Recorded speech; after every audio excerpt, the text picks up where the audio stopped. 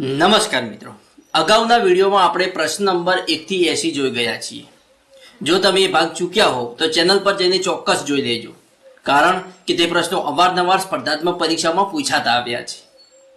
અને આજે આપણે આ જ સિરીઝને આગળ વધારીશું અને પ્રશ્ન નંબર 81 થી 90 ની સંપૂર્ણ માહિતી સાથે ચર્ચા કરીશું. તો ચાલો શરૂ કરીએ આજનો વિડીયો.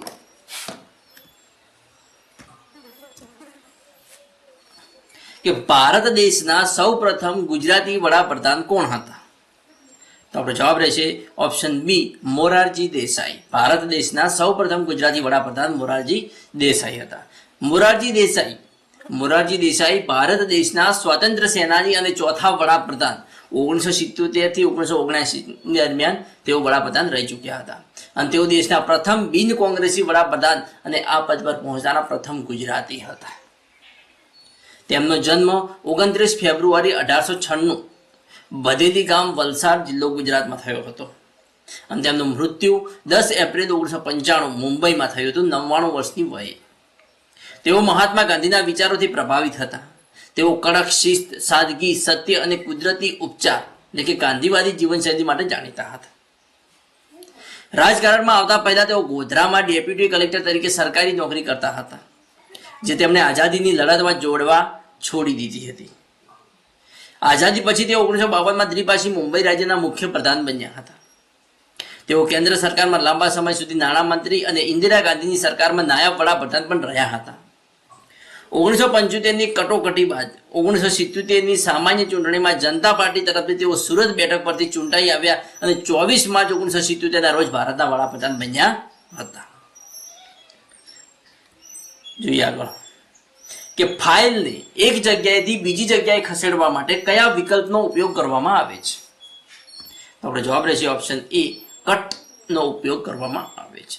ફાઇલને એક જગ્યાએથી બીજી જગ્યાએ ખસેડવા માટે કટનો ઉપયોગ કરવામાં આવે છે, કટ બટનનો ઉપયોગ કરવામાં આવે છે. આગળનો પ્રશ્ન જોઈએ કે ભારતનું બંધારણ કરવા માટેની ખરડા સમિતિના અધ્યક્ષ કોણ હતા? ભારતનું બંધારણ કરવા માટેની ખરડા સમિતિના અધ્યક્ષ કોણ હતા? તો આપણો જવાબ રહેશે option C, doctor Bhimrao Ambedkar હતા. ખરડા સમિતિના અધ્યક્ષ કોણ હતા? ભીમરાવ આંબેડકર. વિગતથી જોઈએ તો કે ખરડા સમિતિ એટલે કે ડ્રાફ્ટિંગ કમિટી એ ભારતીય બંધારણના ઘડતરમાં સૌથી મહત્વપૂર્ણ સમિતિ હતી અને આ સમિતિને મુસદ્દા સમિતિ અથવા તો પ્રારૂપ સમિતિ તરીકે પણ ઓળખવામાં આવે છે. સમિતિના 7 સભ્યો હોય. 7 સભ્યોની યાદીમાં જોઈએ તો ડોક્ટર બી.આર. આંબેડકર જે અધ્યક્ષ હતા, અલ્લાદી કૃષ્ણ સ્વામી અયંગર, એન ગોપાલ સ્વામી અયંગર, કે એમ મુનશી એટલે કે કનૈયાલાલ માણેકલાલ મુનશી એકમાત્ર ગુજરાતી સભ્ય હતા, સૈયદ મોહમ્મદ સાદુલ્લા, એન માધવરાવ અને ટી.ટી. કૃષ્ણમાચારી જે ડીપી ખાતાના અવસાન પછી જોડાયા હતા. આ 7 સભ્યો હતા. આ સમિતિએ એટલે કે ખરડા સમિતિએ વિશ્વના શ્રેષ્ઠ બંધારણીય તત્વોનો અભ્યાસ કરી ફેબ્રુઆરી 1948માં ભારતનું પ્રથમ કાચું બંધારણ પ્રકાશિત કર્યું હતું. આ ખરડાને સામાન્ય જનતા, અખબારો અને પ્રાંતીય ધારાસભાઓ સમક્ષ ચર્ચા અને સુધારા માટે 8 મહિના સુધી રાખવામાં આવ્યા હતો. કેટલા મહિના સુધી રાખવામાં આવ્યો હતો? તો કે 8 મહિના સુધી રાખવામાં આવ્યો હતો. ડોક્ટર બાબા સાહેબ આંબેડકરે તમામ સુધારાઓની ચર્ચા બાદ 4 નવેમ્બર 1948ના રોજ બંધારણનો અંતિમ મુસદ્દો તૈયાર કર્યો હતો.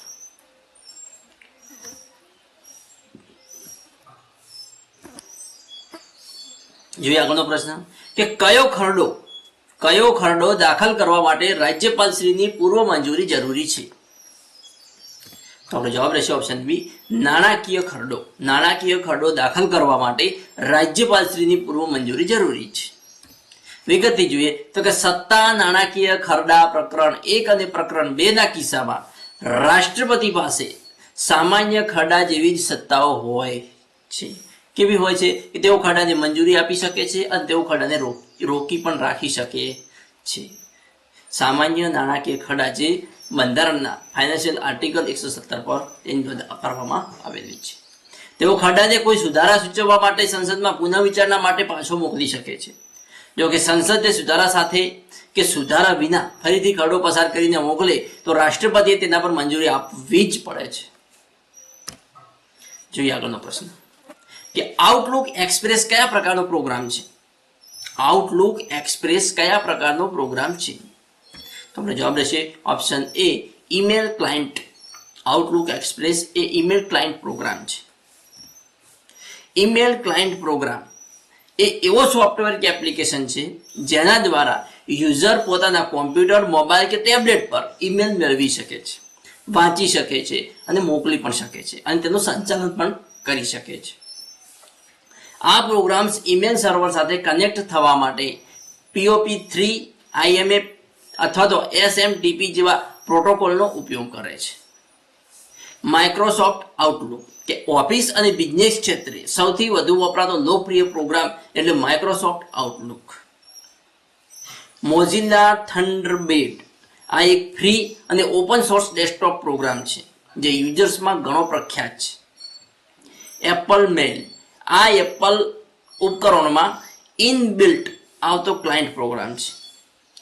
જીમેલ, વિન્ડો મેલ કે સેમસંગ મેલ સ્માર્ટફોન, કોમ્પ્યુટરમાં ડિફોલ્ટ રૂપે આવતી મેલ એપ્લિકેશન પણ ઈમેલ ક્લાયન્ટ તરીકે કામ કરે છે. જોઈએ આગળ કે ઓપરેટિંગ સિસ્ટમ કયા પ્રકારનું સોફ્ટવેર છે. ઓપરેટિંગ સિસ્ટમ કયા પ્રકારનું સોફ્ટવેર છે? તો જવાબ છે સિસ્ટમ સોફ્ટવેર છે.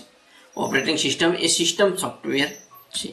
વિગતથી જોઈએ તો કે સિસ્ટમ સોફ્ટવેર એક એવા કોમ્પ્યુટર પ્રોગ્રામ્સનો સમૂહ છે જે કોમ્પ્યુટરના હાર્ડવેરને નિયંત્રિત કરે છે અને તેને કામ કરવા માટે લાયક બનાવે છે.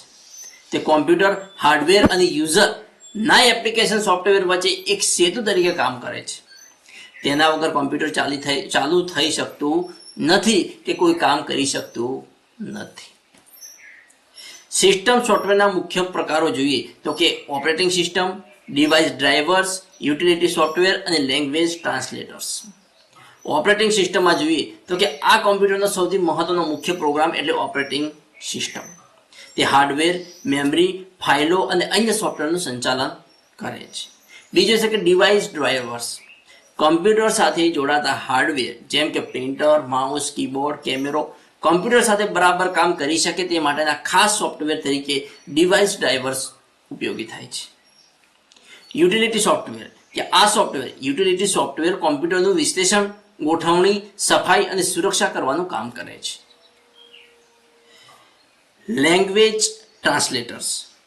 લેંગ્વેજ ટ્રાન્સલેટર પ્રોગ્રામિંગ લેંગ્વેજમાં લખેલા કોડને કોમ્પ્યુટર સમજી શકે તેવી મશીન લેંગ્વેજ 0 થી 1 માં ફેરવે છે. જોઈએ આગળ કે ચૂંટણી કમિશનરને કોની ભલામણથી હટાવી શકાય છે. ચૂંટણી કમિશનરને કોની ભલામણથી હટાવી શકાય છે? તો જવાબ છે ચીફ ચૂંટણી કમિશનરની ભલામણથી ચૂંટણી કમિશનરને હટાવી શકાય છે. વિગતથી જોઈએ તો કે ભારતમાં દેશની ચૂંટણી પ્રક્રિયાનું સંચાલન કરવા માટે ભારતીય ચૂંટણી પંચ જવાબદાર છે. ઇલેક્શન કમિશન ઓફ ઇન્ડિયા જવાબદાર છે, જે એક બંધારણીય અને સ્વાયત્ત સંસ્થા છે. હાલમાં પંચમાં એક મુખ્ય ચૂંટણી કમિશનર અને 2 અન્ય ચૂંટણી કમિશનર એમ કુલ 3 સભ્યો હોય છે. વર્તમાન સમયમાં ભારતના મુખ્ય ચૂંટણી કમિશનર જ્ઞાનેશ કુમાર છે. હાલમાં ભારતના મુખ્ય ચૂંટણી કમિશનર કોણ છે? જ્ઞાનેશ કુમાર છે. ભારતીય બંધારણના અનુચ્છેદ 324 હેઠળ ચૂંટણી પંચની સ્થાપના કરવામાં આવી છે. કયા અનુચ્છેદ હેઠળ? અનુચ્છેદ 324 હેઠળ. ચૂંટણી કમિશનરોની નિમણૂક ભારતના રાષ્ટ્રપતિ દ્વારા કરવામાં આવે છે અને આ નિમણૂક વડાપ્રધાનની અધ્યક્ષતાવાળી 3 સભ્યોની પસંદગી સમિતિની ભલામણ પર થાય છે. કેટલા સભ્યોની? 3 સભ્યોની. તેમનો કાર્યકાળ 6 વર્ષ અથવા 65 વર્ષની ઉંમર જે વહેલું પૂરું થાય ત્યાં સુધીની હોય છે. ભારતના સૌથી પહેલા મુખ્ય ચૂંટણી કમિશનર સુકુમાર સેન હતા. પ્રથમ ચૂંટણી કમિશનર કોણ હતા? સુકુમાર સેન હતા. જોઈએ આગળનો પ્રશ્ન કે ગોંડલ નરેશ રાજવી ભગતસિંહજીએ કોની ગાયન કલા સાંભળીને તેમને પોતાના રાજગાયક નિમ્યા હતા? ગોંડલ નરેશ રાજવી ભગવતસિંહજીએ કોની ગાયન કલા સાંભળીને તેમણે પોતાના રાજગાયક નિમ્યા હતા? તો જવાબ છે શિવકુમાર શુક્લને. વિગતથી જોઈએ તો કે પંડિત શિવકુમાર શુક્લ જેમનો જન્મ 12 જુલાઈ 1918 થયો હતો અને મૃત્યુ 31 ડિસેમ્બર 1998 થયું હતું. ઉત્તર હિન્દુસ્તાની શાસ્ત્રીય સંગીતના પ્રથમ પંક્તિના ગાયક અને બેન્ડી બજાર ઘરાનાના અગ્રણી કલાકાર હતા. કોણ? પંડિત શિવકુમાર શુક્લ. તેઓ હિન્દુસ્તાનની સંગીત શૈલીના ખ્યાલ ગાયન સ્વરૂપ અને જટિલ રાગો પર પોતાની પકડ માટે જાણીતા હતા. પંડિત ઓમકારનાથ ઠાકુર દ્વારા તેમને સંગીત રસરાજનો માનવતાનો ખિતાબ આપવામાં આવ્યો હતો. કયો? સંગીત રસરાજ. કોણે આપ્યો હતો? પંડિત ઓમકારનાથ ઠાકોરે આપ્યો હતો. પ્રારંભિક જીવન અને શિક્ષણ વિશે વાત કરીએ તો પંડિત શિવકુમાર શુક્લનો જન્મ 12 જુલાઈ 1918 ના રોજ સૌરાષ્ટ્રના ગોંડલ રાજ્યમાં થયો હતો. 1932માં મુંબઈના મહારાષ્ટ્ર સંગીત વિદ્યાલયમાં બાબુરાવ ગોખલે પાસે સંગીતના પ્રારંભિક પાઠ શીખવ્યા હતા.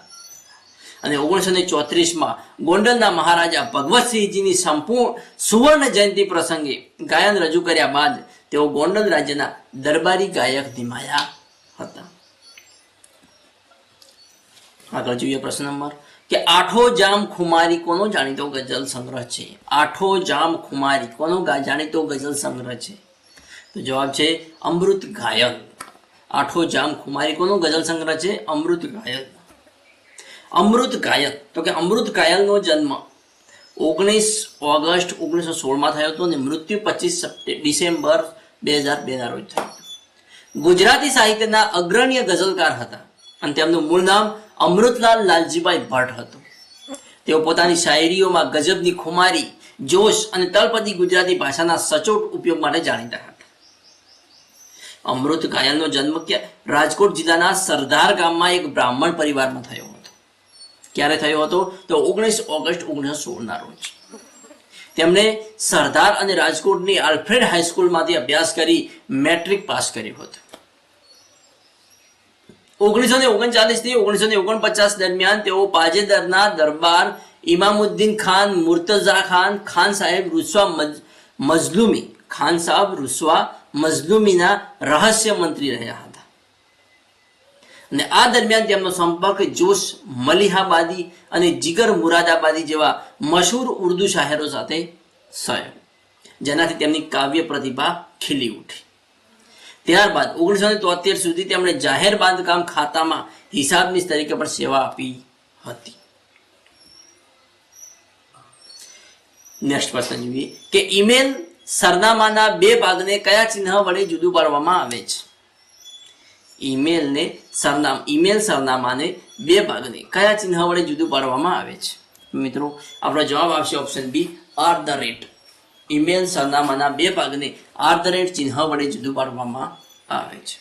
તો મિત્રો આજના ટોપ 10 પ્રશ્નો જે વારંવાર પરીક્ષામાં પૂછાય તેવા પ્રશ્નોનો વિડીયો અહીંયા પૂરો કરીએ છીએ.